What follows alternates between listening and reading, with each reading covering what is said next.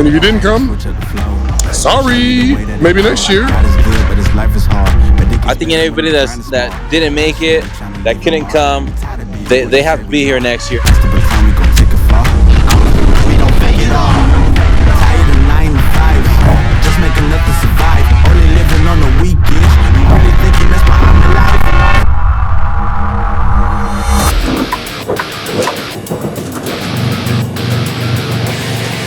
Okay. Okay. Alright.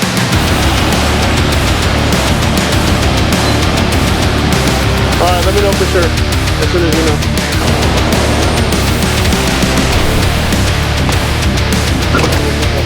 Like everybody's doing Bro, come on, man. You need to turn around over there. It's ridiculous, bro. Every time, man.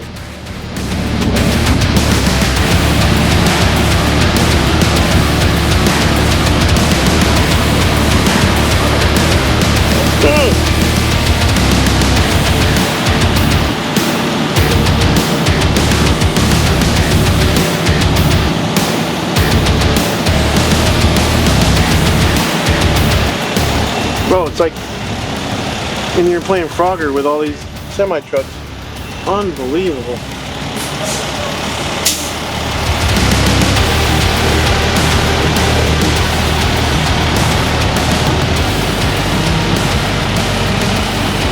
Why would they? Yeah, bro. Let's go. Alright. At least these aren't being blocked. Oh my gosh, these are all ready to go, it looks like.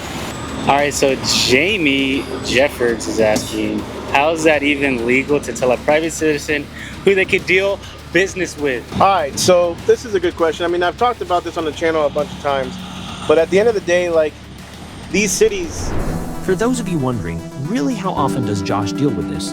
Let's dig into how many of the major cities in Dallas, Fort Worth have these big contracts. We all know and remember Mesquite. Mesquite as of 2025 has an estimated population of approximately 145,777 residents. Josh has been impounded here before. Another group of cities here in DFW that Josh deals with is Fort Worth, Arlington, Plano, Garland, all within his coverage area. So Josh is constantly having to deal with the calls from cities, the potential impounds, and scare tactics these big cities use against him. You know, they contract with private companies, aka Waste Management, Republic, the big dogs. And because they have a contract with a private company, they control what companies can drop off containers or dumpsters, open tops, in their city, regardless of whether it's private property or not. So if a customer is in the city limits, they have to go by the city ordinance. Now, they can't necessarily tell me what I can or can't do, but they can impound one of my dumpsters, which I have, which has happened. I've got videos. We'll tag it on here, but my dumpsters have been impounded before by a city. We've been called multiple times by cities because they hold a contract with another company.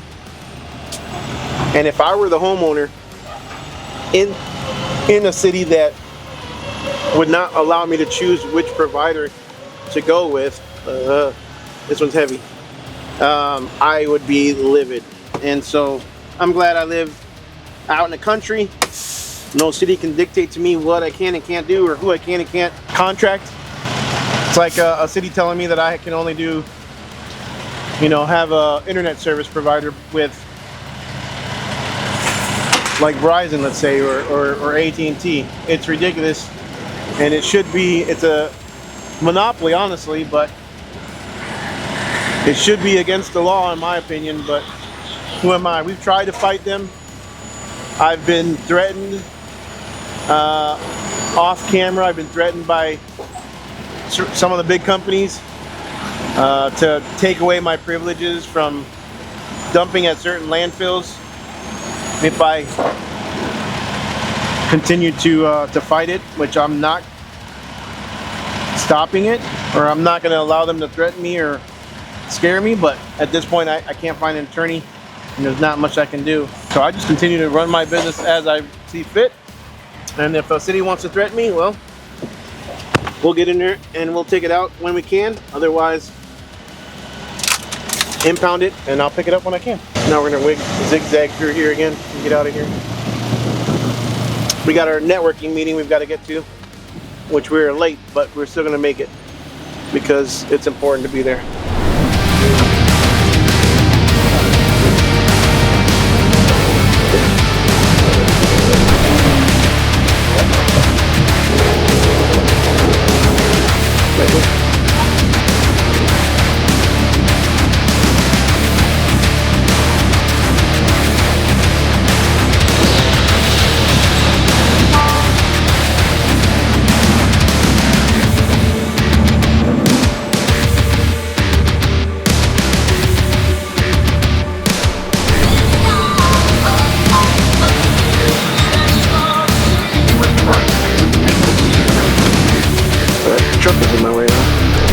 So entrepreneur Juan says, "Hi Josh, how did the Mack end up holding up?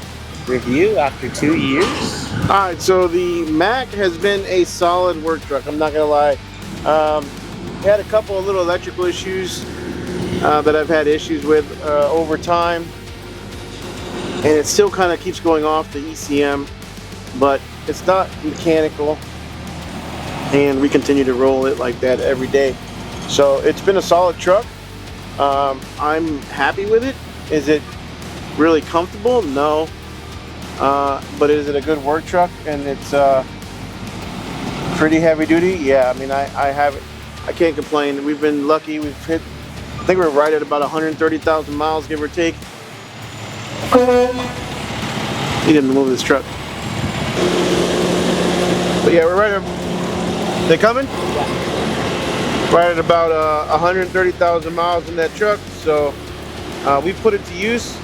It's done us good, made us money. I'm still debating on exactly how I want to rotate my trucks. In the limousine industry, we started to get to a point where as soon as it was paid off after 5 years, we would sell it because you get the most value in it, and then before it starts really depreciating, and then we take almost all the proceeds from the sale of the limo or of that vehicle and then apply it towards, put down as much as we could towards the next limousine, and then obviously our payments will be less and less until hopefully we just, you know, pay them off cash. So I think that's going to be the goal.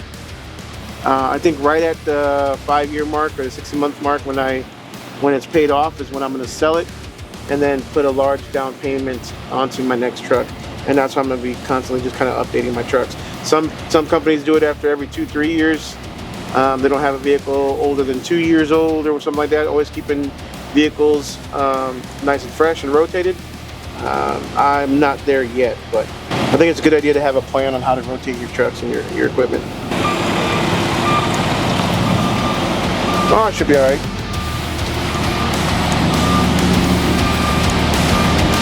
Am I good?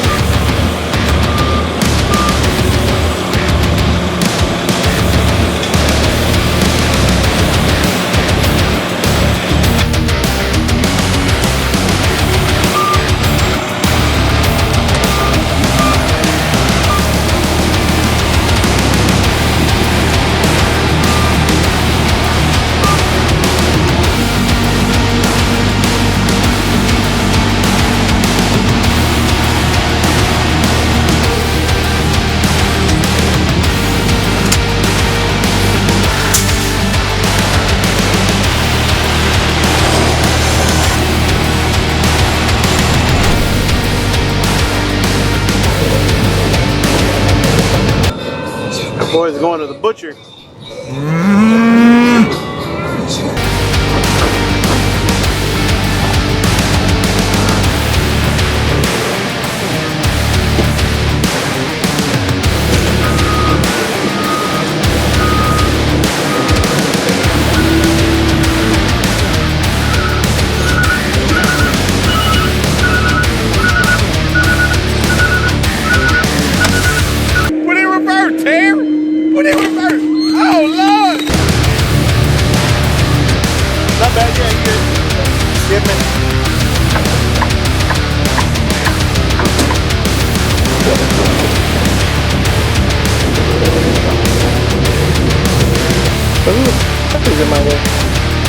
What's about this? This goes home. Getting ready for the live stream tonight because I'm not doing it here. I gotta rush. We are done for the day. It is over. We had a busy day. We did networking. We did dumpsters, heavy dumpsters. Brought back the 40. I'm gonna drop it off early in the morning. I've got a breakfast scheduled tomorrow, and then who knows what else. Oh, and then I've got to go dispute my house taxes, the assessment, because my assessment went up crazy. So now I got an appointment tomorrow with the county that I'm in to dispute my assessment. These people suck. So anyways, make sure you like, subscribe, smash the notification bell. I'm out.